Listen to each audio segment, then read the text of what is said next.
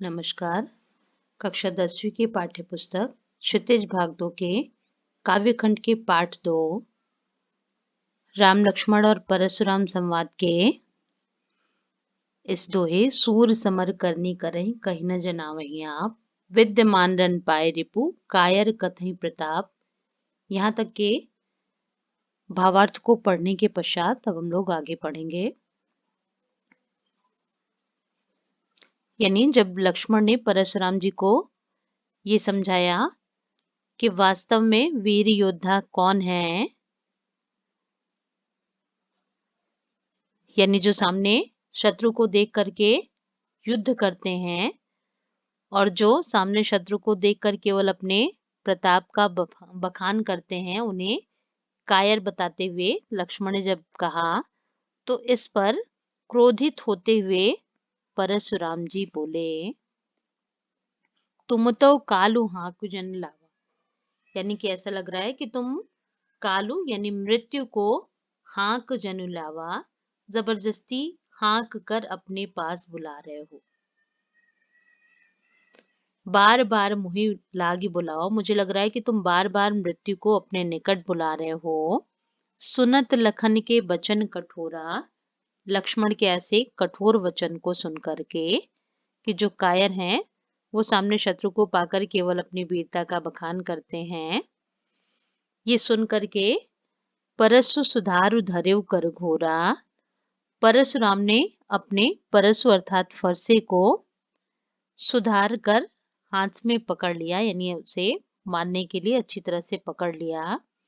अब जन देव दोष मोहि लोगो, हे सभा में उपस्थित लोगों, अब मुझे कोई दोष मत देना, क्योंकि कटुवादी बालक बध जोगु, यह बालक जो कटुवादी है, कठोर बोलने वाला है, यह बध जोगु मारने के लायक ही है, मारने के योग्य ही है।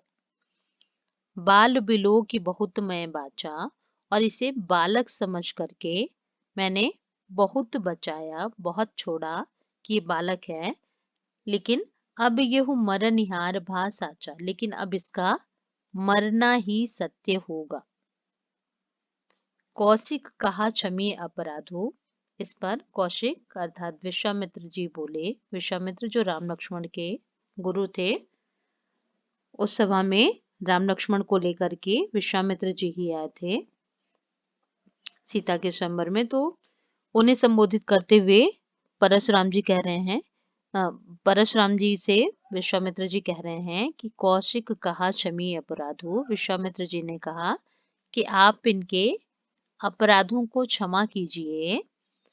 क्यों क्षमा कीजिए? क्योंकि बाल दोष गुण गनहि न साधु, जो सज्जन व्यक्ति हैं, जो साधु व्यक्ति हैं, वो बाल दोष यानी बालकों के दोषों की गणना नहीं करते। गुण गनहि न साधु, जो साधु व्यक्ति हैं वो बच्चों के दोषों की गिनती नहीं करते, उसकी गणना नहीं करते हैं। इस पर परशुराम जी और अधिक क्रोधित होते हुए बोले कि मैं खर कुठार में अकरुण कोही, मैं दुष्ट, कठोर, अकरुण यानी निर्दयी और क्रोधी हूं। जब विश्वामित्र ने कहा कि जो साधु व्यक्ति हैं, जो सज्जन पुरुष हैं, वो बच्चों के दोषों की गणना नहीं करते, इस पर परशुराम जी ने कहा कि नहीं, मैं साधु नहीं हूं, बल्कि दुष्ट, निर्दयी, कठोर और क्रोधी हूं। यानी इतनी विशेषताएं बताने के बाद परशुराम जी कह रहे हैं कि आगे अपराधी गुरुद्रोही, और अब मैं आगे गुरुद्रोही भी बनूंगा। गुरुद्रोही यानी गुरु की बात को न मानने वाला, इस दोष का भी भागी बनूंगा। उत्तर देत छोड़ो बिन मारे, ये मुझे इस तरह से उत्तर दे रहा है और मैं इसे बिना मारे छोड़ दे रहा हूं। केवल कौशिक शील तुम्हारे, हे कौशिक, हे विश्वामित्र, केवल आपकी शीलता, आपकी विनम्रता, आपके संकोच के कारण ही मैं इसे छोड़ दे रहा हूं। नहीं तो न तही काटी कुठार कटोरे, नहीं तो मैं इसे इस कठोर कुठार से काट करके गुरहि उरिन होते श्रम थोरे, गुरु के ऋण से उऋण हो जाता, यानी गुरु के ऋण से मैं मुक्त हो जाता अल्प प्रयास में ही, श्रम थोड़े से प्रयास में ही मैं गुरु के ऋण से मुक्त हो जाता। जब परशुराम जी ने ऐसा कहा तो यहाँ कौशिक और गाधीशु यानी विश्वामित्र जी, इनके पिता का नाम था गाधी, और गाधीशुनु यानी गाधी के पुत्र अर्थात विश्वामित्र। गाधीशुनु कहा हृदय हंसी मुनि ही हरिहरे सूझ, यानी जब परशुराम जी ने कहा कि केवल मैं आपके संकोच के कारण इसे मार नहीं रहा हूं, छोड़ दे रहा हूं, इस पर विश्वामित्र ने मन में हंसते हुए कहा, गाधी सुनु कह हृदय हंसी मुनि ही हरिहरे सूझ, अयमय खाड़ न ऊख मैं अजहु न बूझ अबूझ। अयमय यानी लोहे के समान, अय यानी लोहा, मय समान, खाड़ न ऊख मैं, ऊख इसका तत्सम शब्द होगा ईख, ईख यानी गन्ना, बड़ी से ईख, आपने बचपन में पढ़ा था ना, ईख यानी गन्ना। यानी विश्वामित्र जी कह रहे हैं कि लग रहा है मुनि को सावन के अंधे के समान, जिस तरह से सावन का अंधा व्यक्ति, उसे सर्वत्र हरियाली ही दिखाई देती है, उसी प्रकार से परशुराम जी जिन्होंने पृथ्वी को क्षत्रियों से रहित कर दिया था, उन्हीं क्षत्रियों के समान ही इन बालकों को समझ रहे हैं। इन बालकों अर्थात राम लक्ष्मण को समझ रहे हैं, जो कि आयमय, जो कि लोहे के समान मजबूत हैं। आयमय खाड़ न ऊख में, जिसे ये गन्ने के समान कोमल समझ रहे हैं। अजहु न बूझ अबूझ, ये इन्हें समझ में नहीं आ रहा है, ऐसा विश्वामित्र जी ने मन में सोचा।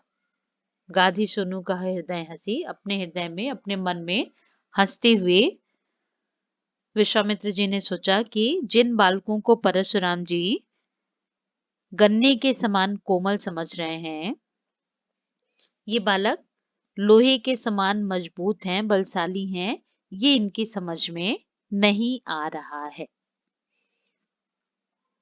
और जब परशुराम ने कहा कि मैं अल्प प्रयास में गुरु के ऋण से मुक्त हो जाता, इस पर लक्ष्मण ने प्रत्यक्ष रूप से कहा, कहो लखन मुनि शील तुम्हारा, यानी ये दोहा जो है विश्वामित्र जी के द्वारा मन में सोचा गया। और परशुराम के यह कहने पर कि गुरु ही उऋण होते श्रम थोरे, लक्ष्मण ने कहा, कहो लखन मुनि शील तुम्हारा। लक्ष्मण ने कहा, हे मुनि, आपकी शीलता, आपका संकोच केवल कौशिक शील तुम्हारे, परशुराम ने जो कहा था, इस पर लक्ष्मण ने कहा, कहो लखन मुनि शील तुम्हारा, हे मुनि, आपकी शीलता, आपकी विनम्रता, आपका संकोच को नहीं जान विदित संसारा। को नहीं जान यानी कौन नहीं जानता, अर्थात सारा संसार जानता है। विदित संसारा, ये सारे संसार में प्रसिद्ध है, संसार जानता है कि माता पिता उरिन भैनी के, आप किस तरह से बड़ी आसानी से माता और पिता के ऋण से उऋण हो गए, ऋण मुक्त हो गए। गुरु ऋण रहा सोच बढ़ जी के, और अब गुरु के ऋण से मुक्त होने के लिए सोच रहे हैं। यानी हर व्यक्ति जन्म से ही माता पिता और गुरु के ऋण से, गुरु के कर्ज का ऋणी हो जाता है। इस पर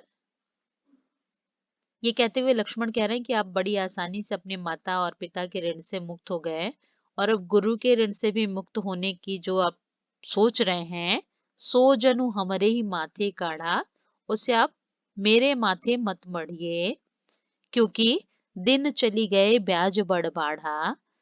जो पहले का समय था वो बीत चुका है और ब्याज के अनुसार हम जो क्षत्रिय हैं अधिक बढ़ गए हैं, अधिक बलशाली हो गए हैं। अब आनिए व्यवहारिया बोली और अब मैं आपको व्यावहारिकता बताता हूँ, यानी अब आपको सच्चाई बताता हूँ, आपकी सच्चाई से लोगों को परिचित कराता हूँ। तुरत देव मैं थैली खोली। थैली खोलना यानी किसी की गुप्त बात को सबके सामने स्पष्ट करना, उजागर करना। तुरत देव मैं थैली खोली। इस पर परशुराम जी ने सुनि कटु वचन कुठार सुधारा। लक्ष्मण के कठोर वचन को सुन करके कि मैं आपकी जो भी सच्चाई है वो सबके सामने लाता हूँ, ये कहने पर परशुराम जी ने अपने कुठार यानी फरसे को कुठार सुधारा, फरसे को लक्ष्मण को मारने के लिए। हाय हाय सब सभा पुकारा। ये देख करके कि परशुराम लक्ष्मण को मारने के लिए अपने कुठार को व्यवस्थित कर रहे हैं, ये देख करके सभा में उपस्थित सभी लोग हाय हाय चिल्लाने लगे कि ये अनुचित है। भृगुवर परसु दिखावई मोही। इस पर लक्ष्मण ने कहा कि हे भृगुवंशी, हे भृगुओं में सर्वश्रेष्ठ, आप जो बार बार अपना ये फरसा मुझे दिखा रहे हैं, विप्र विचार बचो नृपदोही। केवल आपको विप्र विचार यानी विप्र ब्राह्मण समझ करके और राजद्रोह से बचने के लिए मैं ऐसा नहीं कर रहा हूं। मिले न कबहू सुभट रन गाढ़े। सुभट यानी हे वीर योद्धा, आप मुझे रण यानी युद्ध क्षेत्र में कभी नहीं मिले। द्विज देवता घर ही के बाढ़े। हे ब्राह्मण देव, आप केवल अपने घर में ही बढ़ चढ़ करके बोलने वाले हो, आप मुझे कभी भी युद्ध क्षेत्र में नहीं मिले।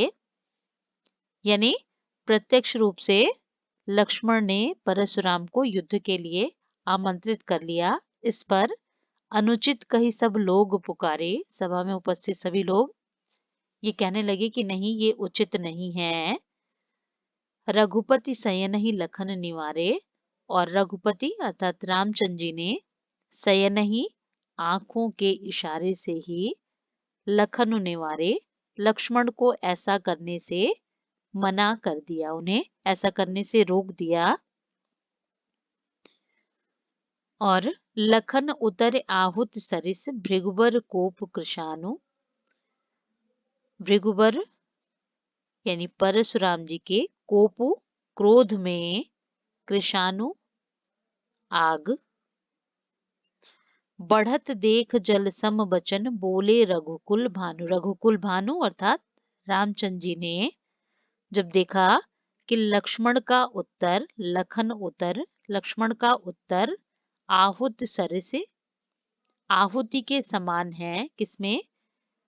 परशुराम जी के क्रोध की आग को बढ़ाने में आहुति के समान है, यानी परशुराम के क्रोध को बढ़ाने वाला है लक्ष्मण का उत्तर। ये देख करके जल सम वचन, जल के समान वचन रामचंद्र जी बोले।